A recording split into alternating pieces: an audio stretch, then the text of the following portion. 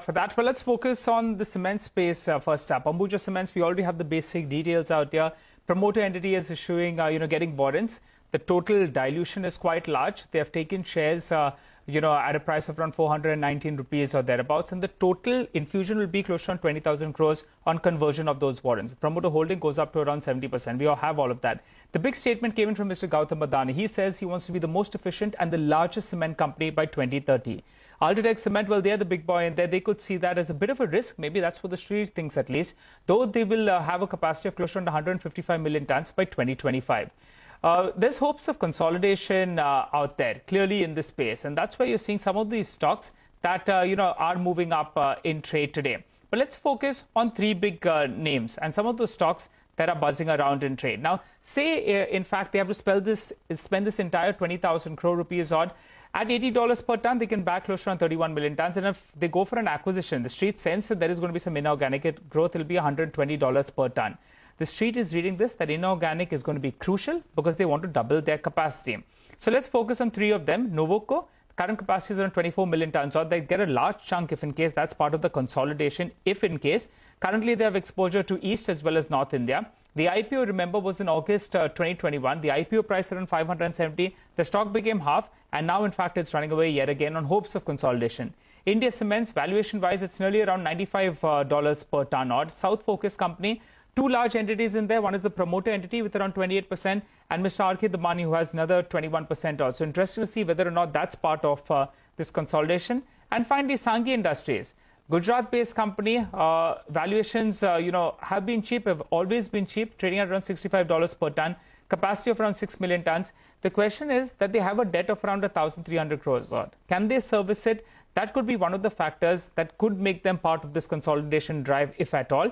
And the promoter entity, though they have capacity of 6 million tons, they're not even selling 3 million tons out there.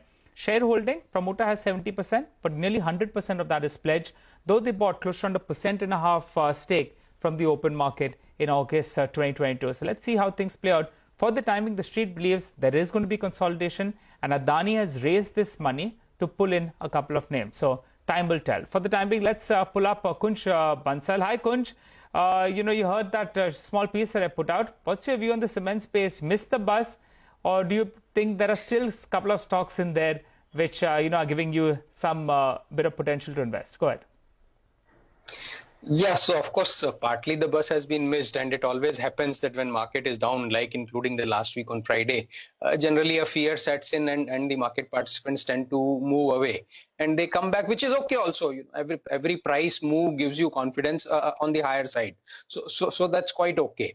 But I don't think the bus has been fully missed. We still have a way to go in the cement industry. So any participation by way of buying either the existing bigger players, let's say namely even Shree Cement for that matter, although the valuation has always remained on the higher side, but given the way efficiently the company manages its operations and slow and steady growth that company has been having in its capacity and is planned further, could be a way to get into this, take exposure to cement industry. Or the other could be what exactly you were talking of, that with the entry of Adani Group in the industry, there is likelihood of, in fact, if we look at the history of the cement industry, there is a consolidation has always been theme. So Ultratech was the one which went on buying a lot of cement companies from Anil Ambani Group, from JP Group, continuously over the period of last few years. And similarly, there have been some deals. So that will be the way forward with the entry of another big group, that is Adani Group, coming in.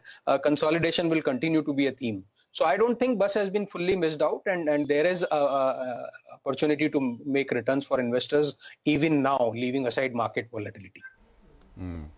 Okay, Kunj, stay with